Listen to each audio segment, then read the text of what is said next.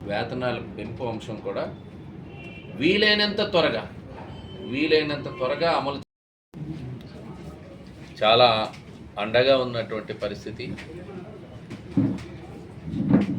ఎవరో కూడా అధైర్యపడొద్దు, ఆందోళన చెందనాల్సినటువంటి అవసరం లేదు. ఈరోజు ఆర్థికంగా అనేక ఇబ్బందులుండి గత పాలకులు చేసినటువంటి ఆర్థిక నష్టాలు, అప్పులు, ఇవన్నీ కూడా ఒకవైపు భరిస్తూనే 1వ తారీఖుని, ముందు కంటే మీ అందరికీ తెలుసు, 1వ తారీఖుని అంగన్వాడీ సెంటర్స్కి కానీ ఎవరైతే ఉన్నటువంటి ఉద్యోగస్తులకి అందరికీ జీతాలు ఇస్తున్నటువంటి సంగతి ఒకసారి గుర్తు చేస్తున్నాం. ఈ అంగన్వాడీ కార్యకర్తలు కావచ్చు, హెల్పర్లు కావచ్చు, చిరుద్యోగులు కావచ్చు, వీళ్ళందరి సంక్షేమానికి కూడా ఈ ప్రభుత్వం కట్టుబడి ఉంది. గతంలో ఎన్నడూ లేని విధంగా చరిత్రలోనే తెలుగుదేశం పార్టీ హయాంలోనే చంద్రబాబు నాయుడు గారి నాయకత్వంలోనే 2 సార్లు కూడా వారి వేతనాలు పెంచినటువంటి ఘనత కూడా ఒక తెలుగుదేశం ప్రభుత్వానికే అది దక్కుతుంది. ఇప్పుడు కూడా ఆ వేతనాలు పెంచే ఆలోచన ఏ ప్రభుత్వం కూడా చేయలే, కేవలం తెలుగుదేశం ప్రభుత్వం మాత్రమే చేసిందనేది ఒకసారి అంగన్వాడీ వర్కర్స్కి అందరికీ కూడా తెలియజేస్తున్నా. ఎన్నికల్లో, ఇటీవల జరిగిన ఎన్నికల్లో ఇచ్చిన ప్రతి హామీని కూడా అమలు చేయటానికి చిత్తశుద్ధితో పనిచేస్తుంది. అందులో ఏమాత్రం అనుమానం పడక్కర్లేదు అనేటువంటిది మీ ద్వారా తెలియజేస్తున్నా. అందుకనే ముందుగా మౌలిక సదుపాయాలపైన దృష్టి కేంద్రీకరించాం.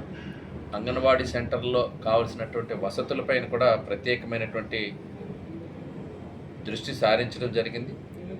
రాష్ట్ర వ్యాప్తంగా ఉండేటువంటి అన్ని సెంటర్లలో తాగునీటి సౌకర్యాలు కావచ్చు, మరుగుదొడ్ల నిర్మాణానికి కావచ్చు, ఒక్కొక్క కేంద్రానికి ప్రత్యేకంగా కూడా నిధులు కేటాయించడం, సుమారు 86 కోట్ల రూపాయలు వెచ్చించడం అనేటువంటి జరిగిందనేటువంటిది ఒకసారి గుర్తు చేస్తున్నాను. 58,204 మంది అంగన్వాడీ వర్కర్లు కావచ్చు, సూపర్వైజర్లు కావచ్చు, బ్లాక్ కోఆర్డినేటర్లు కావచ్చు, 75 కోట్ల ఖర్చుతో 5G ఉండేటువంటి ఇంటర్నెట్ సదుపాయంతో ఉండేటువంటి స్మార్ట్ ఫోన్లు కూడా ఇవ్వడం జరిగింది. ఈరోజు దాని యొక్క యాక్టివిటీస్ దాని ద్వారా జరుగుతున్నాయి. ఇటీవల కాలంలో అందరికీ కూడా ఆ మొబైల్ ఫోన్స్ అనేటువంటి, స్మార్ట్ ఫోన్స్ అనేటువంటిది ఇవ్వడం అనేటువంటిది కూడా జరిగింది అనేది తెలియజేస్తున్నాం. దాని ద్వారా గర్భిణీలకు కానీ, బాలింతలకు కానీ, చిన్నారులకు కానీ మరింత వేగంగా, సమర్థవంతంగా ఈరోజు సేవలు అందుతున్నాయంటే ఆ రకమైనటువంటి స్మార్ట్ ఫోన్లు ఉపయోగపడుతూ ఉన్నాయి. ఇంతకుముందు అంగన్వాడీ హాజరు 70% ఉంటే ఈ స్మార్ట్ ఫోన్స్ ఇవ్వడం ద్వారా 96% ఈరోజు హాజరు శాతం, అంటే పిల్లల హాజరు శాతం కూడా అంగన్వాడీ శాఖల్లో పెరిగిందనేటువంటిది ఇప్పుడు డైరెక్ట్గా, ఇప్పుడు ప్రత్యక్షంగా వచ్చినటువంటి ఫలితం అది అనేటువంటిది మీకు తెలియజేస్తున్నాను.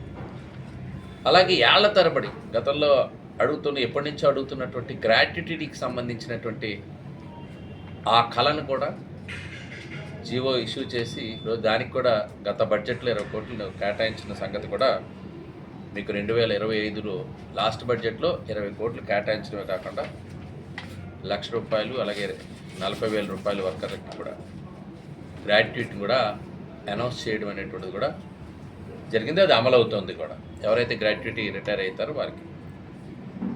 అలాగే అంగన్వాడీ సెంటర్కి టీవీ, ఆర్ఓ ప్లాంట్లు, టాయిలెట్ సౌకర్యాలు, టీచర్లు, ఆయాలు, అలాగే వేసవిలో వాళ్ళకి ఉండేటువంటి 15 డేస్ సెలవులు కావచ్చు, ఆట వస్తువులు, పాఠాలు చెప్పడానికి వీలుగా చార్ట్లు, ఇండక్షన్ స్టవ్లు, నాణ్యమైనటువంటి వంట పాత్రలు, ఇవన్నీ కూడా కొత్తగా ఈ కూటమి ప్రభుత్వం వచ్చినాక అమలవుతున్నాయి అనేటువంటిది తెలియజేస్తున్నాం.